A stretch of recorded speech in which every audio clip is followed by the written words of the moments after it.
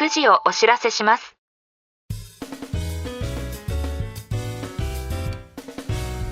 This program is Whiskey Radio, Drama FM. 時刻は午後9時を回りました。金曜日の夜のウイスキーラジオ、ドラマ FM の時間です。お相手はナビゲーターのシーカーでお送りします。この番組ではウイスキーニュースをはじめ、バーで見かけたら一度召し上がっていただきたいウイスキーをご紹介していきます。ぜひお酒を飲みながらどうぞ最後までお付き合いください。皆さんはアメリカを代表するウイスキーと聞いて真っ先に何を思い浮かべますか？おそらく多くの方がバーボンと答えるのではないでしょうか。ところが今、その常識に待ったをかける動きがあります。バーモント州のクラフト蒸留所ホイッスルピックがライウイスキーこそアメリカの国家公式スピリッツにふさわしいというキャンペーンを開始しました。その名もライ・ホワイト&ブルー。アメリカ建国250周年に合わせ星条旗を表すレッド・ホワイト&ブルーをもじった遊び心あふれるネーミングです。しかしこの企画は単なるジョークではありません。実はアメリカで最初に広く親しまれたウイスキーはバーボンではなくライウイスキーでした。初代大統領ジョージ・ワシントンも大統領退任後に蒸留所を設立しライウイスキーを製造していたことはよく知られています。18世紀から19世紀初頭にかけてはペンシルベニア州やメリーランド州を中心にライウイスキーが人々の日常酒でした。その後、禁酒法や時代の変化を経て甘みのあるバーボンが主流となり、ライウイスキーは表舞台から姿を消していきます。ホイッスルピックは建国250周年という節目だからこそアメリカの原点であるライウイスキーを見直そうと呼びかけています。さらに注目を集めたのがオンライン署名活動です。当初の目標はアメリカ独立の年にちなんだ1776筆でした。ところが予想をはるかに上回り、開始からわずか1週間余りで11万件を超える署名が集まりました。この盛り上がりを受けてペンシルベニア州選出の議員らがライウイスキーをアメリカの国家公式スピリッツとする法議案の検討を始めたと報じられています。もちろんこれは法律を改正するものではなく、国家を象徴する存在として位置づける決議です。それでも一つの蒸留所の企画が歴史を掘り起こし、多くの人々を巻き込み、ついには議会を動かすまでに発展したというのは驚きです。建国250周年という節目だからこそ生まれた歴史とユーモア、そしてマーケティングが見事に融合した話題でした。それでは海外ニュースをお届けしたいと思います。今回はアメリカ・ウィスコンシン州のクラフト蒸留所ダンシングコートディスティラリーから発表されたとても興味深い新シリーズを紹介します。その名もスティルマンズ・ソンダー10年。一見すると新しいウイスキーの発売ニュースに見えますが、実はこのボトル、完成までに10年以上の歳月を要した壮大なプロジェクトだったのです。まず、このシリーズの名前にも深い意味があります。スティルマンとは蒸留職人を意味する言葉です。これは1950年代からシーグラム社などで活躍し、後にダンシングコート蒸留所の立ち上げにも関わった伝説的なスチルマン、デュアン・マース氏への敬意を表しています。そしてもう一つのソンダーという言葉。これは心理学や哲学で使われる言葉で、街ですれ違う一人一人にも自分と同じように複雑で豊かな人生があるという考え方を表しています。つまり、どんなウイスキーにも一本一本に物語がある。そんな思いがこのシリーズには込められているのです。その物語は実際の原酒にも現れています。2010年から2016年頃、アメリカ・インディアナ州の大手蒸留所 MGP では様々な試作蒸留が行われていました。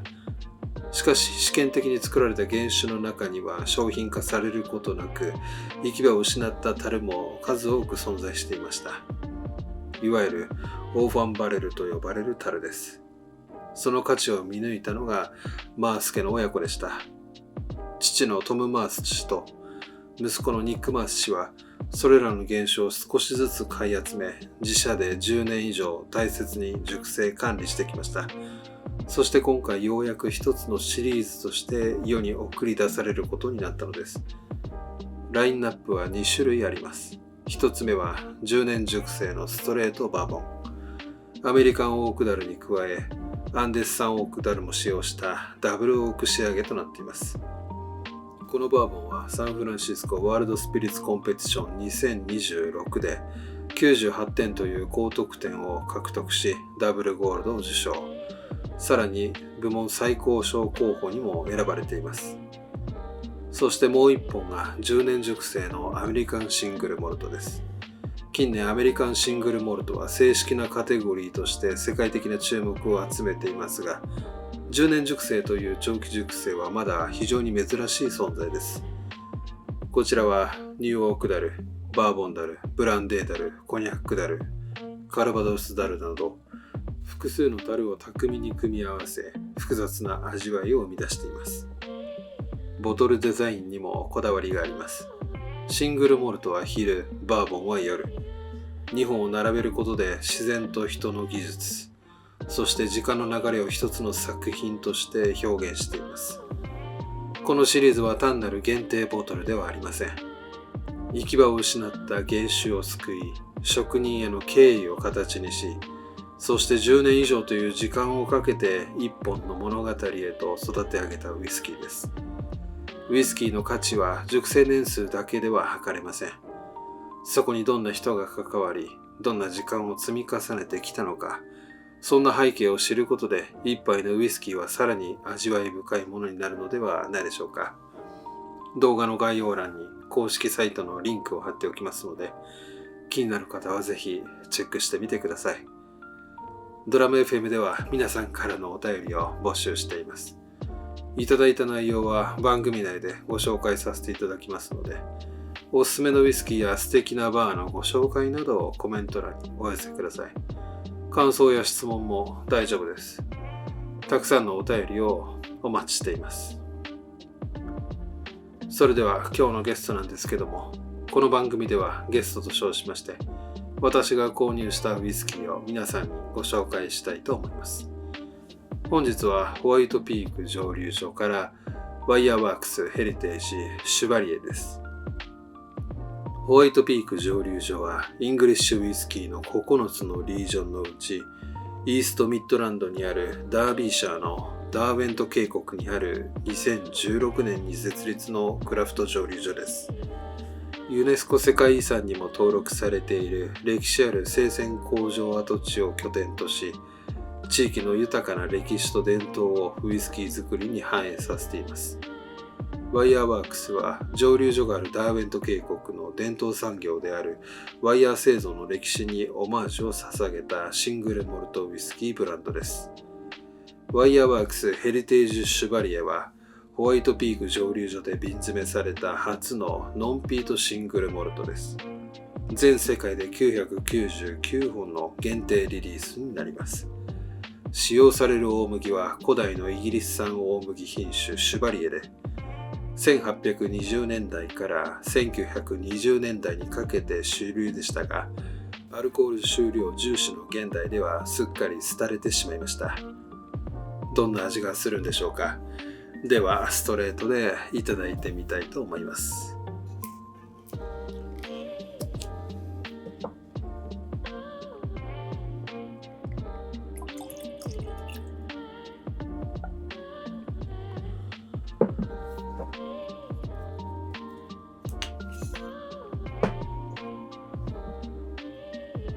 はい、注ぎ終わりました。色味は明るいゴールドですね。早速香りからいただいてみたいと思います。トップノートはビールのような麦の香り。ミドルノートはバニラやショートブレッド。ラストノートはオレンジの爽やかな皮の香りがします。では味わってみたいと思います。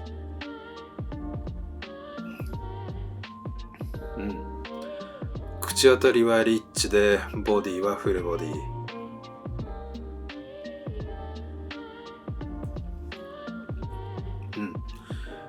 非常にオイリーでオレンジオイルのような甘酸っぱい味わいが口中に広がります。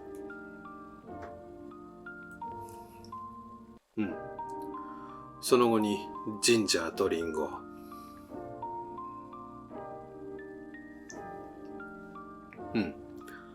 ショートブレッドの甘みが心地いいです。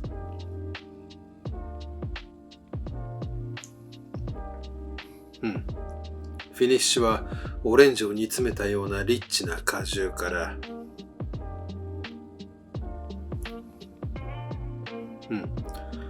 香ばしい麦のヒントが程よく余韻に続きます。これは美味しいですね。まるでフルーツを飲んでいるようです。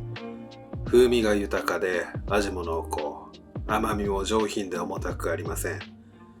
余韻も短く、次の一口が進むウイスキーです。蒸留所の公式サイトではすでに売り切れのようですので、これは本当に希少なウイスキーと言えます。ストレートやロックでおすすめしたいですね。もしバーで見かけることがありましたら、ぜひ召し上がってみてはいかがでしょうか。そろそろお時間となりました。次回のゲストは山賀蒸留所から山賀ピーテッド2026エディションをご紹介したいと思います。このラジオが気に入っていただけましたら、コメント、高評価、チャンネル登録をよろしくお願いします。それでは良い週末を。お相手はシーカーでした。